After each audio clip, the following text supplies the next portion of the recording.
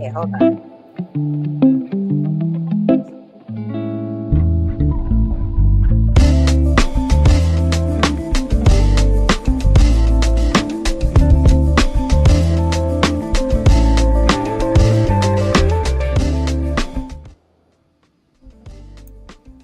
All right, we're live. We're live. We're live. Thank you so much, ladies and gentlemen, for you all's patience. This is Therapy Ain't No Joke.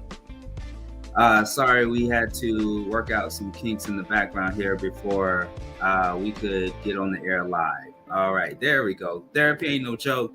Wednesday night, 7 p.m. to 8 p.m. or 7 p.m. to 9 p.m. I am Sean Garvey at the Mental Space Live on YouTube and on all social media, Instagram, Facebook, and X, even X, by the way, and also soon to be on TikTok. Thank you all so much for tuning in. Therapy Ain't No Joke. If you are a first-time viewer to the program, this is the show in which we talk about all things considered mental health in our community, but this is also the program in which this serves as a therapy session for any and all who are in need to come on the program or to watch the program and get insight, advice, and tips on what you can do to manage your mental well-being. And I thought it was only right for myself and for my special guest, in which I'm about to introduce in just a few moments, to come on tonight's program, in which October is Mental Health Awareness Month. Every day, in my humble opinion, is mental health awareness, every single day.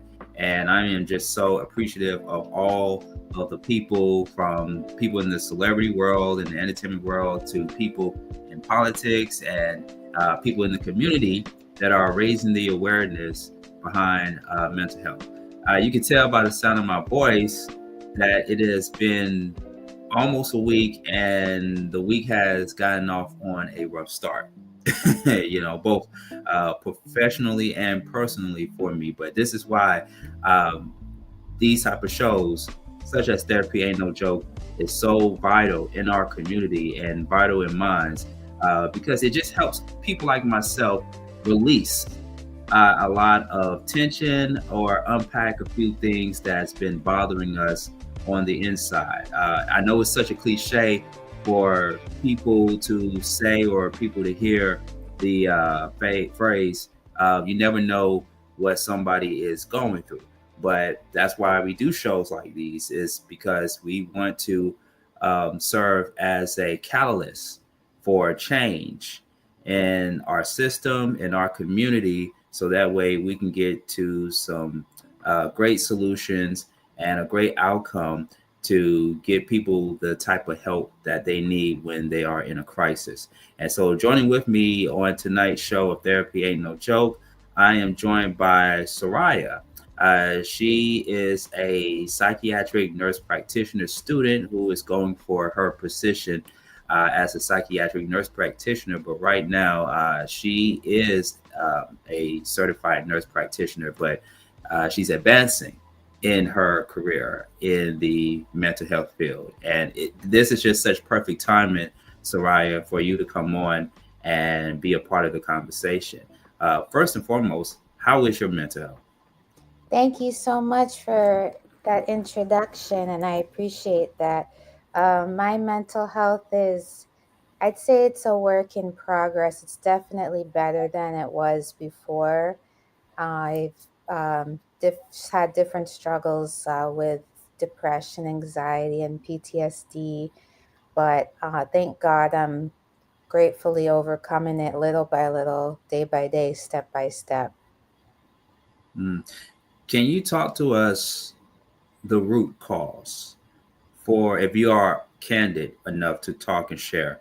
Can you talk to us the root cause of your depression and anxiety and anything that you experienced lately or in the past? So I think mine is from trauma, and also I'd say I've experienced different personality disorders, like people that may have, but were not so much fully diagnosed with narcissism or borderline or trauma from abandonment, or rejection trauma. So I've been doing a lot of study in that, and somehow trauma really rewires the brain and affects the chemicals in the brain and can put you as susceptible to depression and anxiety, as well as the memories of the trauma, and also impact your dream life as well. Describe to us your childhood. What was your childhood like? My childhood was, I had a good childhood in the sense of I had everything I needed, thank God. But it was, I don't remember fully being happy in my childhood, even though I had happy moments. But I think I've always dealt with some sort of level of depression because that wasn't diagnosed when I was childhood. Because I remember also having thoughts, a lot of thoughts of fear, a lot of nightmares, and a lot of anxiety around people or around tests or performances. And I used to figure skate and I used to dance. So I used to have a lot of anxiety when it came to performances, but also I realized that there were times that felt kind of dark in my childhood and I couldn't really fully remember everything. So I know that's a symptom from trauma too. Mhm. Can you describe to us your relationship with your parents? My parents, they're good people. They mean well and they have good hearts. My mom, she was a ultrasound technician, and my father had a business that I also help him in sometimes, and used to work in. But it's hard because sometimes my parents can be emotionally distant, not so much to where it's like they don't talk to me at all or anything like that, but it's hard because I notice that sometimes emotional distance somebody can interpret as neglect, even though they're not meaning to be neglectful. But I feel like that could happen sometimes to the child, and that could also be overwhelming for the child as well. But my parents are very supportive financially, and they give me everything I need, which I'm grateful for. It's just I desire to have a closer relationship with them and getting to know each other for who we both are, if that makes sense. Hmm. Hmm. And what were some of the things that you have done as a child that brought you joy? You know, some children say they draw in a coloring book, or they go out and play with their friends, they ride their bicycles, or they play on the playground. What are some of the things that you have done as a child that you thought at that time brought you joy? I used to climb trees with my friends, and we used to eat popcorn, like kettle corn. That was a lot of fun. And we used to bake cupcakes and cakes, and blueberry muffins. I really like that. And I liked dance a lot. Figure skating, I had times where I did enjoy it, but it was more laborious since it was a lot of waking up early in the morning. So I really like dance, like jazz and hip hop. That was a lot of fun. But as far as with friends, we used to go outside, ride our bikes. I used to have like a toy car, like a remote control mini car that we used to play with. And I think a lot of it has to do with food too, like baking and making pizza. So that was a lot of fun for me. You know, I have those same fond memories as a kid. I always tell people that I am an 80s baby, but I'm a 90s kid. And the 90s always remind me of how it was a simple time back then. And again, in my honest opinion, my humble opinion, um, it wasn't that era of people doing too much. And this is way before social media and way before the internet got fully enhanced and advanced. But it was just a simple time and it was more structured, if you will. And I do remember as a kid going outside, playing with my friends, riding my bicycle, and watching fun shows or watching movies on television, and just being a kid. And I didn't know what depression was really like. I didn't know what anxiety was like. I didn't know what trauma looked like. And I know that as a kid, even though I grew up experiencing those great things with family and with friends, there were traumatic moments that I also experienced as a kid as well. And I thought that it was just normal. It was just normal to um, get punished for lying or for doing things that you aren't supposed to do and things of that sort. But you don't know how it affects you until you reach adulthood. And when you experience certain things in your adulthood, it just takes you back to when you was a kid. It takes you back to your childhood. So for you, Soraya, like, can you share some things that you have came across that you have experienced that were what you consider as traumatic moments in your adulthood and that took you back to your childhood? I'd say one thing is sometimes in nursing, I would see a patient that would be having an episode of being very upset, whether they try to become combative with staff or they're cursing or they're being ridiculing. It's funny because it's happened yesterday actually, where one of the not occupational, but one of the recreational therapists, the patient became upset with him and was cursing him out and telling him these derogatory comments about his face or about how he looked or how tall he was. And that triggered me back to childhood, like kind of what you said with bullying or like with people criticizing you, because that's one thing that overwhelms me sometimes that I'm working through is trying to accept criticism in a constructive way. But when it comes as like an insult, that's something that triggered me. And then I noticed, like, even after the situation had happened, it took me a while to not have my thoughts racing as much or to not have my heart beating as fast because it made me remember something in my childhood of kind of like what you were saying with like bullying, but like in a sense where like kids just aren't nice to each other and they say like very, yes, blunt things, but also cruel things to each other. So Mm, that was interesting that you mentioned the bullying part because I think sometimes, like, even being picked last in teams, or like if you're on a sports team, or like even if somebody says, oh, you're stupid, you didn't, and they don't really mean it like that in the time.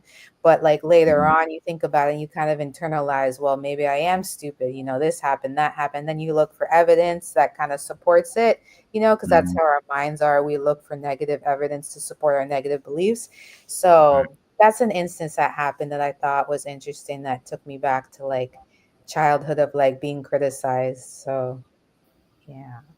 Yeah, yeah. I definitely agree with you. There are such things as adult bullies. Um, and a lot of them, or some of them, take their behavior that they learned since they were kids, since being in grade school, and they still become that person if they have not changed. They still become almost like that person since grade school. But then there are some people that have changed for the better that were once bullies or not so much of a good student, Hmm. and they had to go through some things in order to improve themselves and to avoid making those same mistakes that they've made in grade school. And like people like you, for example, you internalized what you have witnessed and what you went through as a kid, and it just takes you into adulthood. Like I say, um, for me, like I was always the shy, quiet kid in grade school, and there were those that always wondered why I was so quiet. You know what I Hmm. mean? And I get that from one of my parents. My mom. Um, my mom was a reserved conservative, not conservative in politics, but she was conservative reserved as far as personality goes. And a lot of her rubbed off on me growing up. because I wasn't taught to or raised to be an extrovert or to Mhm. be bubbly around kids. I was only taught to go to school, do your work, get good grades, and that's it, right? But we don't learn to be social with our peers, and so as a quiet person in grade school, you can also be a target for bullies, because what bullies want to do at times is they want to test you, or they see something that they don't like about you because you're not the same as them, and you just become an easy target for them to push you around and to bully you every single day. And I'm not saying that I've been bullied every day, but there have been times where I was bullied because I was that quiet, shy type of person. And so as you get older and you older and you older and you experience somewhat the same thing, you may have changed personally. I'm not that quiet, shy kid that I was a long time ago. I'm more open, I'm more free, but I also do come across people who think that they have more power than I do. And they can at times use my kindness for weakness, or, they could instantly take things out on me because it's something not right in their life. And they're looking for somebody to take their anger out on, you know. Um, have you, as an individual, have you found yourself in situations where all those things that you internalized when you was a kid, was there ever a point in time where you was the one that took your anger, took your frustration out on other people?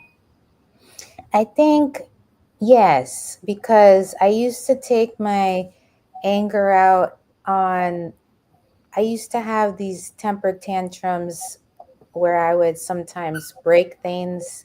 And I remember breaking a lamp in my room. And then my mother, when she would say certain things, I would feel angry, and then I would say something back to her, and then I would apologize and say, "Oh, that wasn't right. I'm sorry. I shouldn't have said that." So I'd say Mm, yes. And then when I was in nursing, when I would get frustrated, when it was a difficult day at work because of patients or because the doctors were really mean to you or saying unkind things to you, I remember that I also took my anger out on somebody, and then I realized that was wrong, and I said, I shouldn't do that. So, mm, and then it's funny too, because even I realized when I was younger too, and I was driving, it's hard to sometimes you get overwhelmed and like with anger, and then you start getting mad at people that either come in front of you or they're going too slow, that you think they're going too slow, and then you get mad and start acting a way that you shouldn't act. So it's funny that if we internalize things to a certain extent but don't deal with it, that it comes out in different ways. yeah, yeah. You don't realize it until after it happens. It becomes internal, and we sometimes call that central trauma, right? It could be something somewhere where somebody makes a joke, and it could, they do it with not bad intentions or anything. It's just part of who they are. It's just a makeup of who they are. They could make a joke, and that person doesn't find it to be funny. It's funny to other people, but it's not funny to them. And then that person either lashes out or takes it the wrong way, takes it out of context, and use it against them.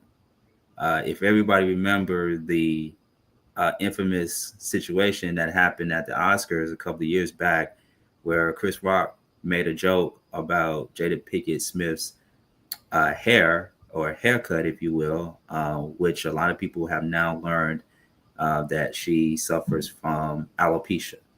And we saw Will Smith laughing for a second there, and then it cut to where Will Smith got on stage and slapped Chris Rock. Mm.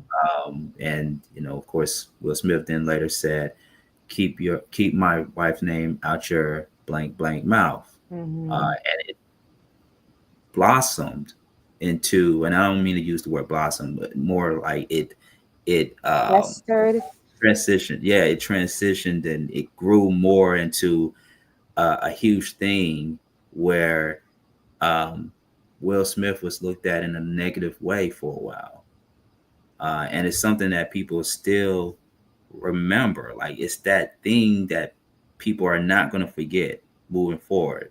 And that's the thing about a unprecedented, not so good moment in one's life when you are remembered for that one thing that you did to that person, whether it's in grade school, whether it's in high school, whether it's at a function, at an event, or whatever. And it just takes that one person to confront you, whether they put their hands on you or don't, or they yell at you. You remember that, and that becomes very triggered. That becomes very internal. Let's say you. What are your thoughts on that? I think that that's true because I realize projection is a big thing, kind of when you take something that you internalize or that you went through, but you put it on somebody else, or you believe a certain negative thing about yourself, so you put it on that other person. And I think that that's a big thing too that I see a lot in the psychiatric world is I see a lot of projection that patients do because they might become angry at staff and combative at staff when the staff isn't trying to evoke any sort of negativity out of them, but they perceive it as an attack, even though it's not supposed to be perceived that way or not intentioned for that way. So I think that projection's a big thing that I've seen in psychiatry. And also, just even like acting out of trauma too, and not really thinking, but having to use your downstairs brain instead of using your logic brain, if that makes sense. It does. It does. We are at the bottom of the hour of the show. I want to remind people that you are watching Therapy Ain't No Joke. I am Sean Garvey, and I am joined by my special guest, Soraya, who is a psychiatric nurse practitioner student going for her position as a psychiatric nurse practitioner. And she's joining with me today on this edition of Therapy Ain't No Joke as we acknowledge that October is Mental Health Awareness Month. So much is happening in the world, in our climate, in America, and you're always going to hear people bring up mental illness and mental health in dialogues and conversations, and it's just because of the state that we're in. People are feeling the pinch mentally, not just only financially and physically, but also mentally as well. And it's making a very tremendous impact on a lot of people's lives. What does this question for you, Soraya? What does Mental Health Awareness Month mean to you? I think it means when I was with my preceptor, she gave us these ribbons, and they were, I believe, if I remember correctly, green. And she said it's Mental Health Awareness Month, and I was like, oh wow!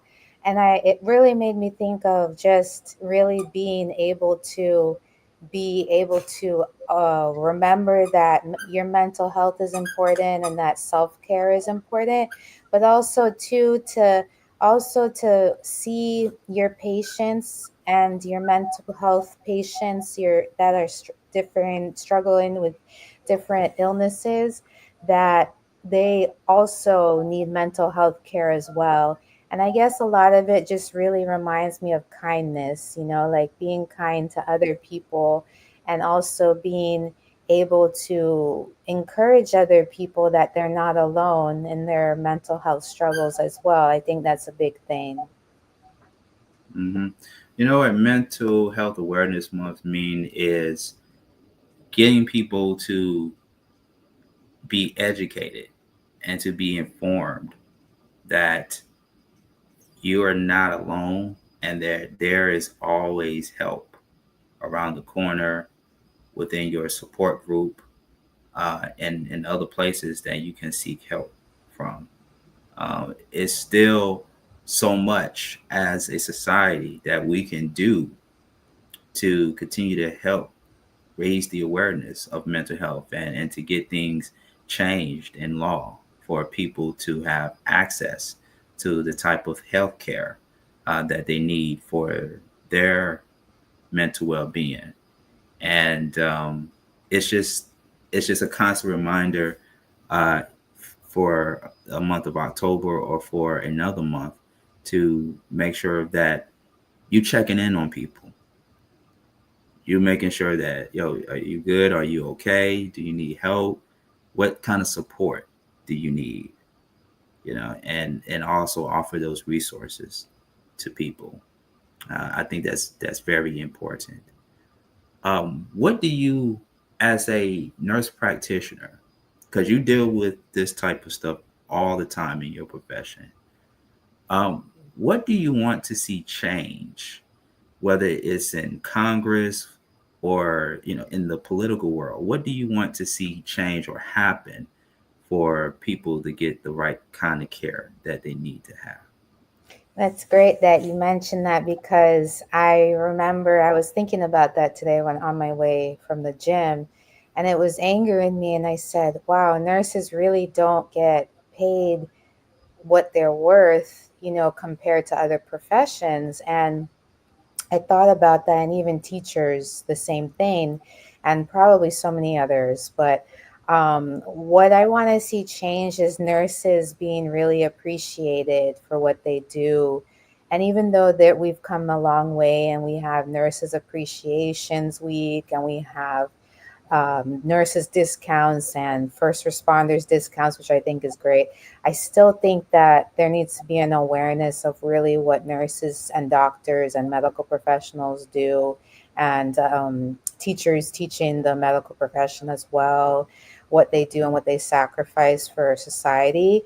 That, and then I also really feel strongly about like workplace violence, how despite it increasing, what exactly is being changed in the different facilities. For example, there's a facility that I know personally about, that there is many assaults on work nurses and staff, and many different instances where staff or nurses were having to be hospitalized. And even in that, what happened in Loxahatchee, Florida, where the nurse almost lost her life, and we don't even know if she's going to be able to be fully functioning again because of what a patient had done to her, and how he had belligerently beaten her so horribly. So I think what needs to be done is just greater measures taken against workplace violence, whether it's enhanced security,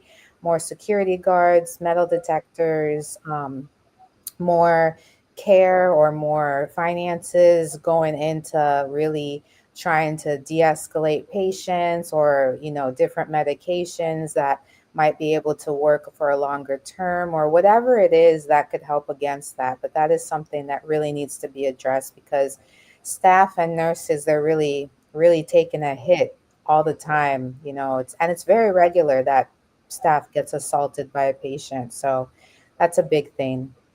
Why do you think a lot is not being done to make sure that a lot of nurses and people that are in that profession are being protected? Why do you think that is? Yeah, honestly, in my personal experience, when I asked that question, they were saying, well, we don't have enough money to hire a security guard. We don't have this and that. And I was like, I feel like there's, in my opinion, at that particular instance, I felt like there was a lot of excuses being made to not protect the staff. And also, they said too, that, oh, this is a psychiatric field, so it's common. Like, these patients, they just get combative, or they just get aggressive, and this is common in the psychiatric field. And I said to myself, despite it being common or not, you have people getting hurt, and that's not acceptable. So, those are some of the excuses that I've heard. And while it's true, Some people may not have the funding, some people may not have the staff numbers. That's a big issue with workplace violence too, is like short staff. And some people may not have, psych patients are obviously more at risk for violating people around them. That's true as well. I think a big thing of why it's not being done, why it's something isn't being done all the time, is like either complacency or just a lack of funding with the staff, ensuring that there's adequate staff, and also burnout. I think a lot of people get burnt out and get a little bit complacent with certain things, and then they see it as a regular thing, like, oh, it's just regular, people assault each other all the time, whatever, it just happens, we just have to get over it. But I really think we should be careful not to be overly complacent or overly familiar with violence, because I think that's unhealthy for the people that are violated, you know Some people take their work home with them. And do you find yourself taking your work with you back to the house or within company? And the reason I ask that question is because as a nurse practitioner like yourself, your mental health comes first. Especially Right. your safety, your mental health comes first. So do you at times take your work with you, or do you take what you bottled up inside from everything that you have to go through in your line of profession home with you, or all of the above?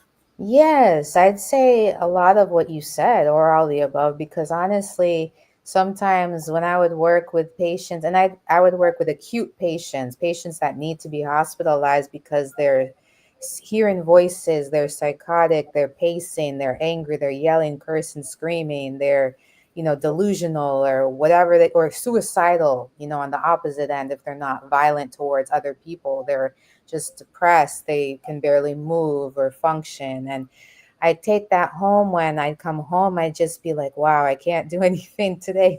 I would like say, oh, I should study. I should, like try to finish my schoolwork. But then I just be like, oh, I can't. And I just lay down and just watch a movie, or I just stare at the wall for like half an hour, because my brain would feel, overwhelmed, or it'd feel like overstimulated is a better word to put it, just so many things going on. And because I know that I tend to be empathically internalizing things. It really overwhelms me. So then I start to pray, and I start to pray for them, or I'll watch a movie to try to like understand more about psychiatry, more about the psychological tactics or the different things that are going on. And that would help me too, to kind of relate to the patients as well, and take it out of a perspective of seeing it from one way to seeing it from their way as well. Mm-hmm. What are some things that you would like to do that will help with your mental well-being that you haven't done already? I was actually thinking about that recently. I want to say having more fun and just like doing things that I enjoy more. Because sometimes you could work, work, work all the time, or you could study, study, study all the time, and then you forget that you're a person with interests, and I'd say I really wanted to start going to the beach, watching the sunrise, and I wanted to go out in nature more. Like there's a place in Miami called Vizcaya Gardens, and I wanted to go back there for a long time, and especially now that the weather is nicer down here, I would like to do more outdoorsy things, go in nature, see plants more, things like that, or like go around animals. I really love animals, and just being with, animals, and spending time with your dog, things like that. It's funny that you brought up the beach. I'm a beach person myself. I love going to the beach. I don't go to the beach as often as I would love to. But when I go to the beach and I'm in front of the water and the sun above it, it just erases everything that has happened. Let me rephrase that. It doesn't completely erase everything that has happened in your life, or it doesn't erase everything out of your memory, but it causes you to take a break from remembering those things or thinking about those things, and you just start to reflect on where you want to go and how you want to be a better person and what you're willing to do to accomplish that and to execute that. And it just puts you in that a peaceful, joyful place. You're not kind of like the same person that you was when you are in that type of setting or that environment of the hustle and bustle. A lot of people adapt to their own environment, and their own environment determines the type of person that they are going to be towards other people. But when you're in a setting like it could be the beach or the mountains or just anywhere where you are closer to nature, you have a different synergy about yourself that is just so peaceful and full of tranquility that it becomes somewhat unrecognizable, but in a very positive way. Yeah, Yes, I agree with that. yeah, yeah. Um, we only got a few minutes left here on Therapy Ain't No Joke. How long have you been a psychiatric nurse practitioner student? And I asked that question for a reason. How long ago, or how long have you been one? So the program is like, for me it was 3 years because I did the doctorate. If For my school you have to do the doctorate to become the psychiatric nurse practitioner, but for some people they just need the master's and it takes more like 2 years. So I did it from the bachelor's and then got the master's and then got the doctor. So 3 years, and then I've been in psychiatric nursing for probably like 2 years. And then I also did psychology when I was younger. So that wasn't nursing, but it was more of like study of the mind. I did that for a while, learning about, different psychologists and therapies and what have you. So I'd say a couple years total, a few years. And I asked that question because 5 years ago, of course, we got hit with the pandemic. And were you involved in the program or somewhat involved with it during the crisis that was happening around the globe? Yes, I was teaching actually in person.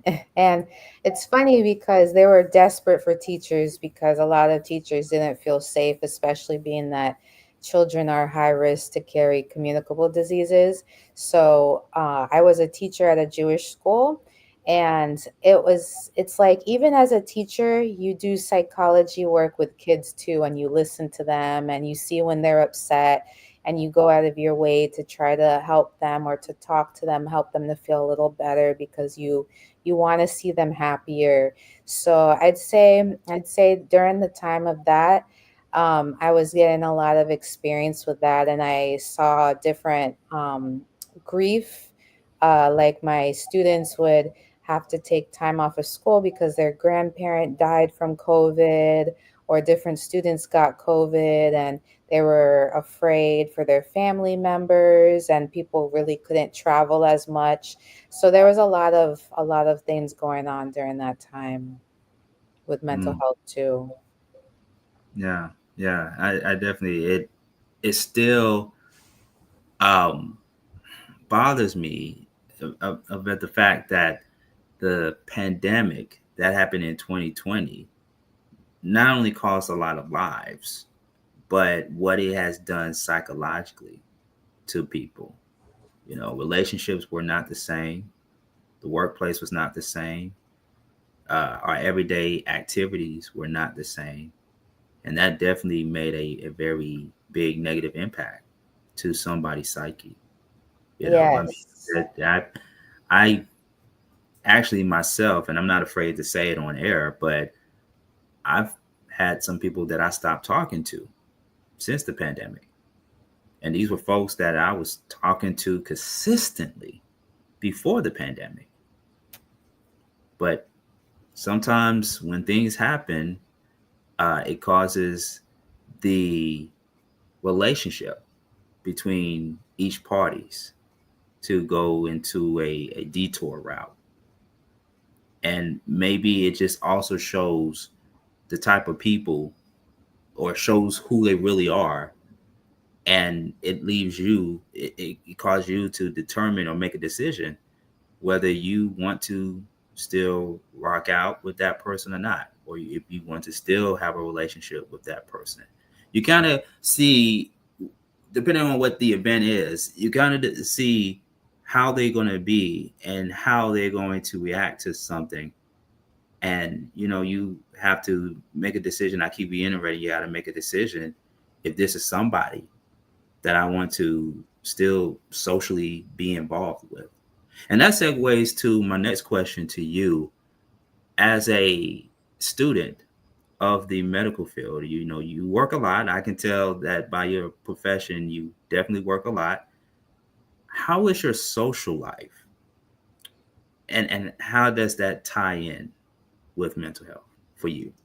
Yes, it's funny because my social life has really been pretty non-existent for the most part. Not at 100%, but it's definitely been a lot less, to where the main people I see are my father, sometimes my mom, and then I'll see my friends here and there, like once in a blue moon. And then I'll see a friend from church, or I'll mainly talk to them on the phone here and there, and maybe go out to eat, like, I don't know, like once a month with like a friend, but not really more than that, because it's definitely like school and work take up, it's like two full-time jobs in a way. So even if you're only doing part-time on both, it still takes up a lot of work because you're constantly studying and there's always something to do. But I'd say my social life is definitely a lot less than it used to be. That, and I also, being a Christian and everything and trying to pursue God, it's been a lot less because not everybody wants to pursue God, and not everybody wants to go in the same place that you're going. So obviously that's going to cause like a drift between you and certain people, or it's just going to cause you guys to go different ways, and it kind of causes you to be a little bit more introverted and to see, okay, who is having the same vision that I have with God, and who wants to be grow more with spiritually with God, and who wants to know Jesus more and walk with the Holy Spirit more. So that's been another thing. But I'd say the most that I do on a regular is like go to eat breakfast with my dad on the weekend, and then I'll talk to my friend maybe once every 2 weeks or once a week, and then I'll maybe like to go to a social event like once a month, and then other than that, it's like the gym, and then you see friends at the gym and things like that, or maybe you might go out for like smoothie after or something. But most of the time, it's kind of like that. It's pretty limited. So, and then Mhm. the other question with the toll on mental health, I think it's funny because at first I thought it was going to be worse, but it's actually helped me in a sense to somewhat be by myself, because it's helped me to clear my thoughts. And I guess maybe like being introverted, that's kind of how I am. But I know other people, with their social life, they find it more binding and more constricting, and they get a little bit more sad when they're not able to see or do the things they used to do. So I try to balance it so I don't stay alone too often, but to where Mhm. I still get some social time, like a little bit that I need, but then also to where I have time where I could think and reflect, if that makes sense. Mhm. Mhm. What do you want to say to people that are in your shoes, going to school, becoming a student, or going to school as a student, and in the same field that you are in, and having to deal with all these different situations and circumstances that challenges your mental health, your mental well-being? Yeah. What advice can you give to people that's I listening right Yeah, that's great. I'd say trust God and never give up. Like, don't lose faith, don't lose hope, because when you lose hope is when your mental health really goes down the drain, and you're at risk for depression, and you're at risk for more anxiety and just, negative thoughts. So I'd say those are the most important. But also, what else is important is to take care of yourself, to make sure that you care for people, yes, but also, it's cliche, but it's true. You can't care for others unless if you really also take care of yourself, so not to forget about yourself and what you might need. That's a big thing I would say. And to make sure you do things in peace, like always walk in peace. And whenever you get overwhelmed or stressed out, it's okay to take a break. That's another thing that I would say, because sometimes people feel like, oh no, like I have to keep going, I have to do this and keep doing all this stuff. And it's okay to not be able to do everything, you know? Yeah, I have to tell myself that in the world of being a broadcaster and to some extent content creator, we as broadcasters and people in the media entertainment business, we try or we do so much. We give our all to people that have grown to watch us and love us and embrace us. But people don't know that we get very burnt out doing what we're doing, especially if you're doing everything by yourself or if you're only doing it with one or two or three people and they're busy as well. They got other stuff that they got going on in their lives. And you're not the only one that's being burnt out. The people that you work alongside with can get very burnt out as well. And we all need that break, like you said, including doing those outdoor activities that we mentioned earlier in the show, or going to the beach or going to the mountains, or if the beach ain't your thing, or if the mountains is not your thing, you just got to find that thing that brings you joy. Kind of like the question that I asked Soraya at the beginning of the show. What brought you joy as a kid, and what brings you joy now as an adult?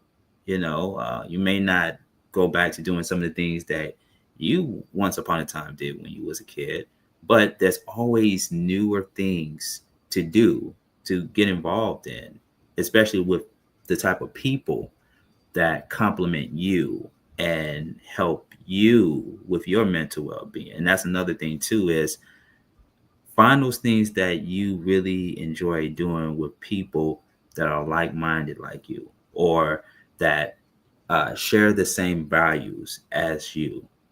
Everybody that you come in contact with, everybody, a lot of them may not be by your side long term. They just come in for a short period of time for a reason, and then you may not ever speak to that person ever again or see that person ever again.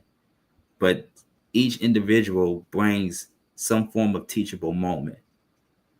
And it just takes us back in time to when we was a kid. But also we have to do a self-check on ourselves and make sure that our mental well-being comes first before anything else.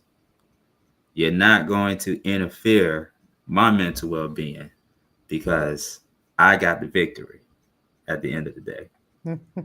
There we go. Soraya, psychiatric nurse practitioner student, thank you so much for coming on. Therapy ain't no joke. And I appreciate you for coming on. You stay in touch with me, and we would love to do a follow up with you in the near future. And by that time, we will probably start calling you Dr. Soraya. How about that? Thank you, Sean. It was a pleasure. Absolutely, absolutely. And of course, October is Mental Health Awareness Month. So please make sure, I would be remiss if I don't give you all this information. Make sure you find a reputable source to reach out and to contact if you are in need of help. Okay. So there's a couple of options. One of them, you do see it on your screen right in front of you. Contact the National Alliance for Mental Illness helpline at 1-800-950-NAMI. That's 1-800-950-NAMI. Okay. And you can also send them an email to info@nami.org. That's info@nami.org. Their operational hours are from 10 a.m. to 10 p.m. Eastern Standard Time. And if it's after hours, or if you are able to contact an operator with the National Alliance for Mental Illness, there is a quicker way to do so, and that is the 988 number, 3-digit line. If you or someone you know is facing a crisis or a suicide or having suicidal thoughts, you can contact the good folks at 988. That is 988, not 911. Okay. Only call 911 for real emergencies only. Well, of course, 988 is for emergencies as well. But if you are facing some form of injury in real time or in need of immediate medical attention, 911, of course. But 988, if you or someone you know is facing a mental health crisis. I appreciate everybody for tuning in. And thank you all so much for your patience. We've been taking hiatus from doing episodes like these back and forth, but we promise to continue to stay consistent because not only October is Mental Health Awareness Month, but shows like these are needed in the community as we continue to push for change and to continue to bring more mental health awareness stories like this one right here. Okay, so thank you all so much for tuning in to Therapy Ain't No Joke. If you missed any of tonight's highlights of the show, we have it on demand on our YouTube channel. You can like, share, and subscribe to our YouTube channel at Reach One Network, and we also have a YouTube channel, The Mental Space Show, on YouTube. Okay, so there's many options to choose from, and make sure you send us an email to thementalspaceshow@gmail.com if you would like to be part of the conversation, if you'd like to be our next guest. I'll see you all next time. See you all next Wednesday live, 7 p.m. to 9 p.m. Eastern Standard Time on our YouTube channel, Reach One Network, or The Mental Space Show. And follow me everywhere. We got all the information at the bottom of your screen there. Follow me at Sean Garvey ATL on Instagram, Sean Garvey on Facebook, or Google me. Google me, Sean Garvey. Until the next time, Soraya and myself wish you a good night. Take care. Thanks. Good night. Good night.